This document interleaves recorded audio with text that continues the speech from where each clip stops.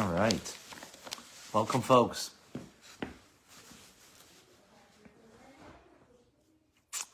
Rachel from South Carolina, thank you for joining. Akoy is with us. And Lima, Peru. June, all the way in Australia. John, North Carolina. Julia, Pennsylvania. Welcome. Tony, in Costa Rica. Welcome.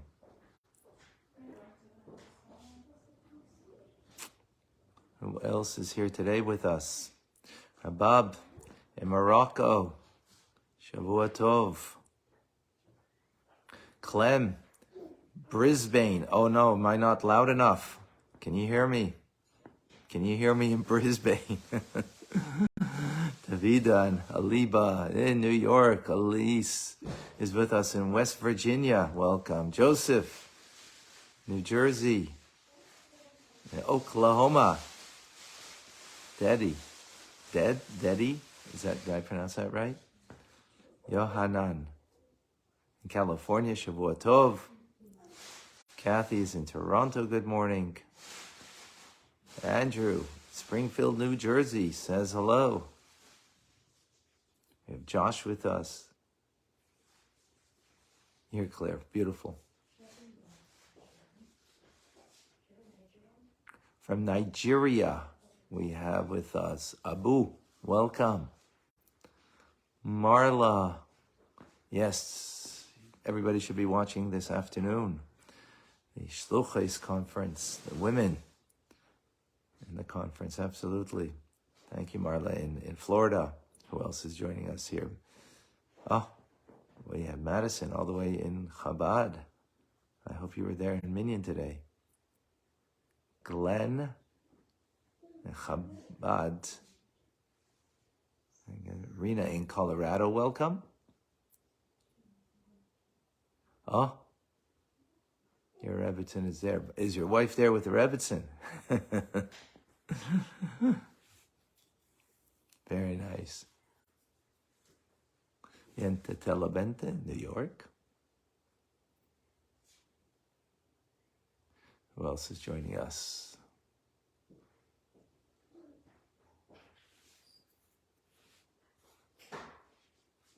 Daphne in South Carolina. Super Sunday. Absolutely. Eugenia in Calgary. Akutavoch.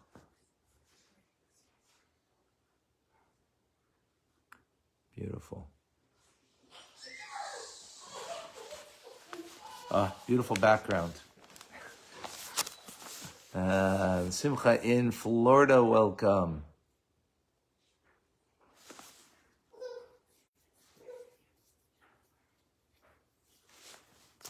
All righty.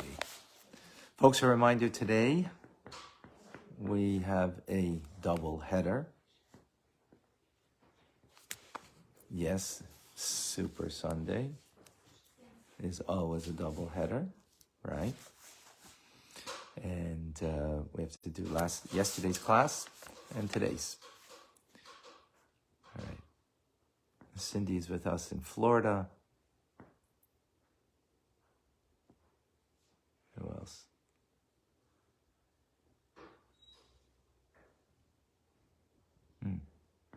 Yeah. Okay.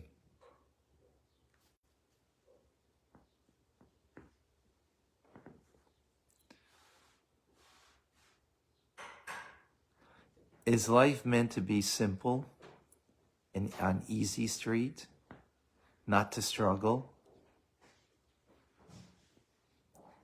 If that's the case, that life is without a struggle, it means we're losing not only the battle, we're losing the war. We've lost it. There is a battle in life.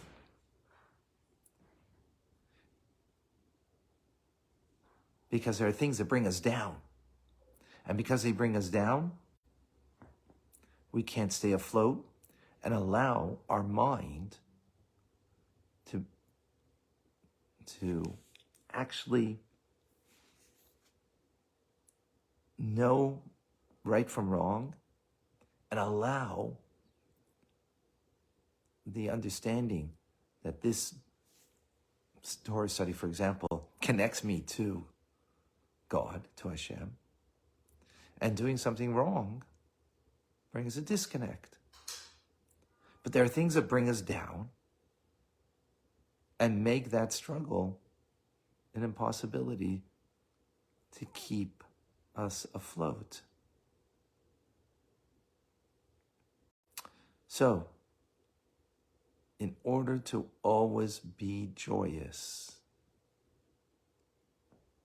is a crucial factor in life, because without joy, you can't win the battle day in, day out. And you even lose the war. So, metaphorically, how do we understand that? Someone could be much stronger than his opponent in a wrestling match. But if that person who's much stronger than the opponent is having a bad day, or they're just down and out, the likelihood of them being victorious in the battle is questionable. It might even be probable that the opponent will win. So likewise in life, if we are saddened, we're down for whatever reason, because of family issues, health issues, financial issues. So what happens? I can't have the alacrity, the clarity of mind that I can do the right thing, connect and not disconnect. So we always need to have a sense of joy, an attitude of joy. But our sages say that there is some profit to have from sadness. There's a profit. So the Alter Rebbe explains, there's a profit, meaning there's some gain from sadness, but inherently there's no value in it. But there's a gain to be had from it when we're down. So he explains, when you own what you need to own because of the lack in our lives, and you own it, you work it through, whatever challenges, whatever things that we need to better ourselves. So there's a profit that comes from that. What's that? Double joy. Double joy. What does that mean? You did something wrong, and now you work it through. You do tshuva. You fix it. You don't allow that brokenness to be a part of you. You fixed it. And by fixing, there's a sense of, in the moment, not joy, because when you're dealing with something that you got to deal with, it's not a moment of joy. And therefore, in fixing it, you come to a greater joy afterwards. Why? Because anytime we know that when we've done something wrong and we've made amends, whether with the other person or with God, whatever it is, there's a greater joy that comes. And this is what King Solomon said, greater is wisdom that comes from folly, as greater is light that comes from darkness. Now, obviously, light is greater than darkness and wisdom is greater than folly. What does that mean? What is he saying? What he means to say is, when I come from darkness, I can appreciate the light. It's like when you come from cold weather in Montreal and you're going to be in the warmth of, a warm place, you appreciate it much more. So likewise, when you experience folly, you made mistakes. But there, the light that comes from there, the wisdom that you gain is much greater because of the mistakes that you made.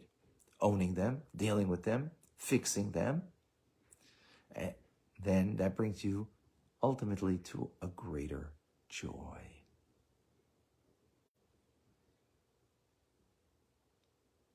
So bottom line over here is the Alter Rebbe is saying like this. We have to have joy as an attitude of the mind, a sentiment of the heart, constantly. Why? Because if we don't, we're going to lose the battle of life. When you're down, you're heavy, you can't function properly. You can't allow what you know in your mind to be the truth, to have any bearing upon you in your actions, in your behavior of thought, speech, and action.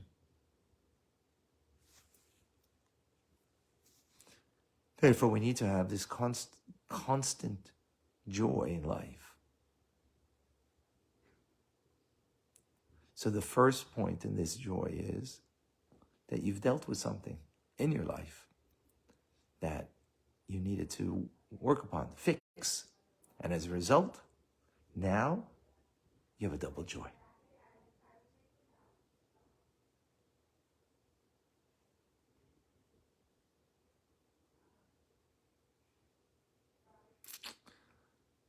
How do we deal in our lives with those things that we don't have control over, that bring us down?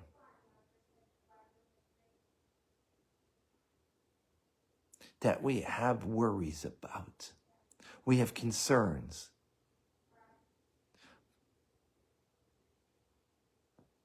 When it comes to family issues, when it comes to health, when it comes to financial things in life that are bringing us down. What is the advice that we can have in our lives that can keep us afloat so we can not allow them to have a negative impact? We've all gone through some kind of financial worries in our lives. We've all gone through some health questions within our lives personally or of loved ones. And how do we stay b'simcha? How do we stay in a manner that the joy is there, that it doesn't bring us down?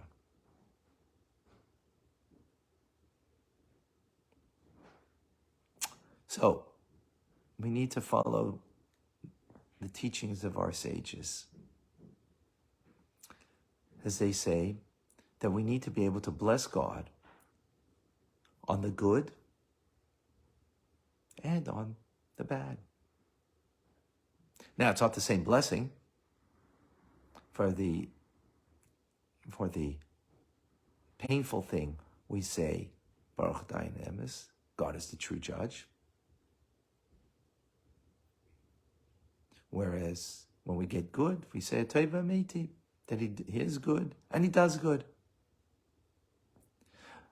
Though there are different blessings because of a different feeling that we have, but yet we're blessing God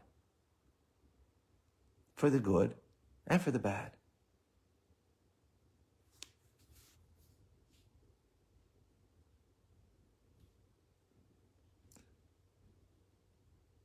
How do you bless God for the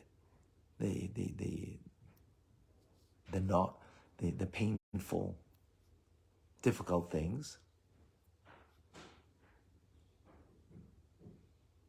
Is because we understand that that painful, difficult thing is coming from God, and it's not revealed goodness, but goodness nonetheless. Because anything that comes from God is only but good. How do we understand that? And how do we understand that that goodness can lead me, or that pain can lead me to be still full of joy? So when we understand everything comes from God, so as the Kabbalists explain, the name of God, Yud Ke Vav Ke, the Tetragrammaton, the Yud and the He and the Vav and the He, is responsible for everything in this world. It's the source of all divine light, divine life, all occurrences that happen. The name is split into two parts, the Yud and the He, and then the Vav and the He. The Yud and the He refers to a dimension of the divine that is the hidden world, the hidden stuff of God, that's closer to God himself, as opposed to the latter, Vav He, refers to the revealed parts of the divine, the revealed world. What does that mean? Again, everything is of God's name, that is the power of creation, power and the light of everything that comes down into my life. So when it's coming from the letters Vav He of God's name, the world, the revealed world of God, as it were, means revealed goodness comes into our lives. It's the candy that we get, that we appreciate, right? The sweet stuff, the good stuff that is open, revealed goodness. But then there are things that come from a higher and a greater place in the divine order, from the Yud and the He of God's name, the latter first two letters that actually are closer and more divine, or I don't know, more a higher source.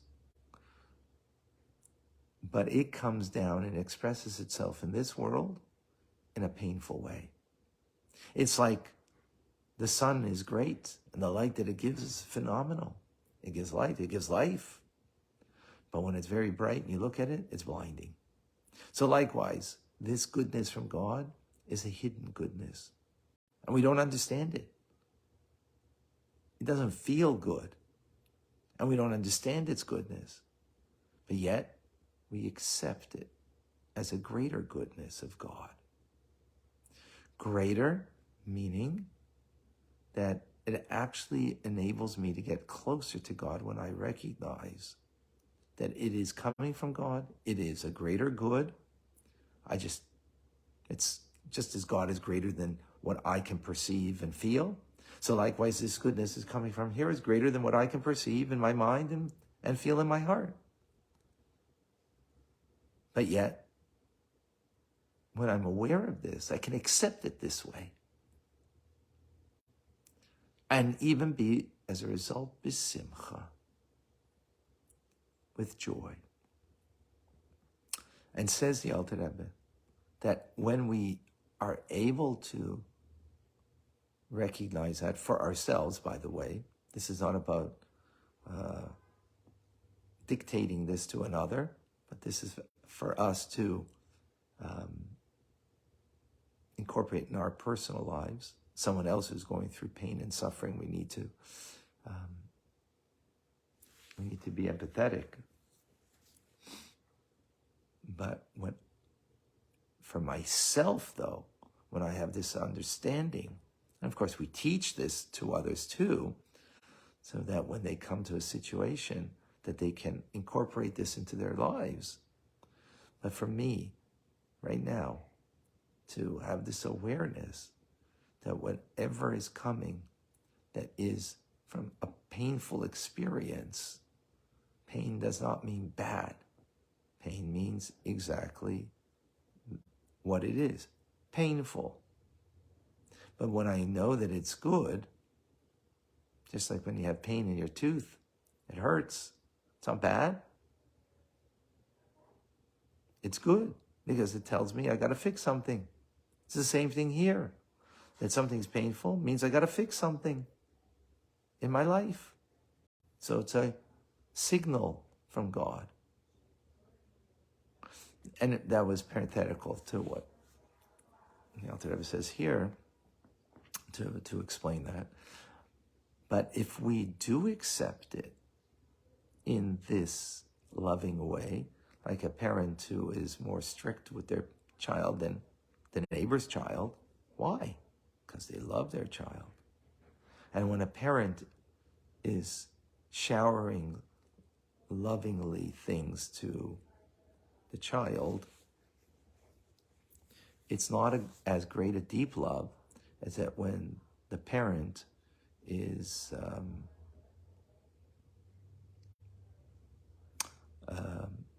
creating boundaries, restrictions, limitations that the child might not appreciate at the moment. Matter of fact, will cry out. It's not fair. But the parent is doing it out of real love. Ultimately, the child will appreciate it.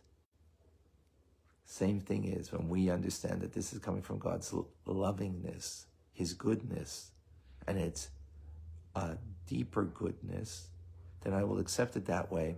And ultimately, when we do that, we will be able to come out of that challenged experience in health, in financial issues, more complete, more whole. And we will be able to come out and to have that actual goodness revealed. Powerful. Powerful thing to live with. I'll try with a few questions, a bit difficult. How do we stay in simcha when we see horrible things in this world?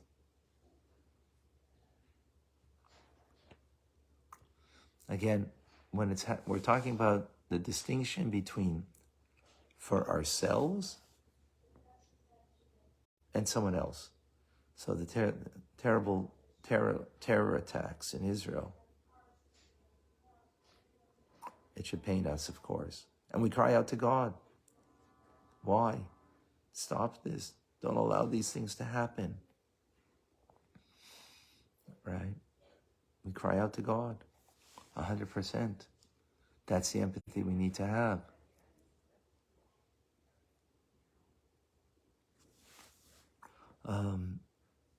Absolutely. And so we need to do that. Here we're talking about for ourselves. That's important.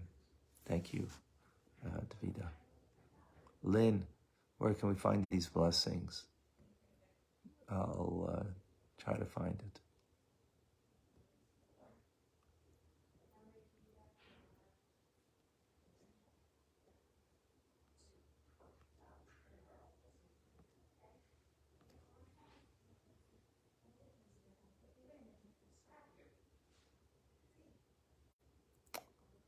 June, I don't see your question.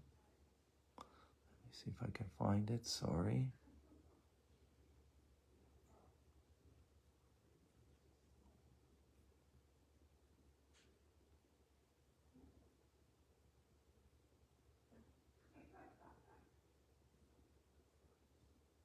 I don't see it. I'm sorry. Either repost it or we'll deal more tomorrow.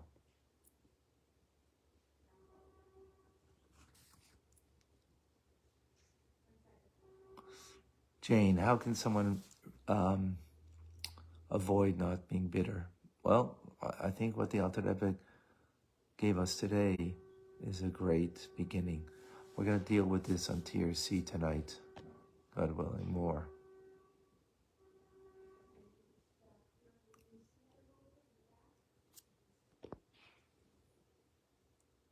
What did one merit? What does one merit to get to know God's inner goodness? Those that God wants to bring close to Him. So he chastises them.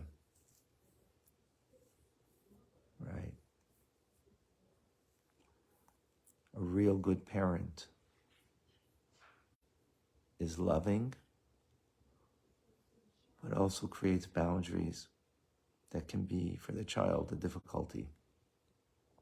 But that's true lovingness.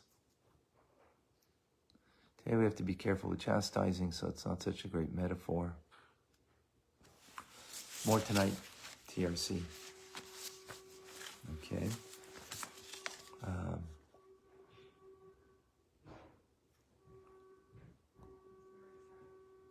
Alrighty.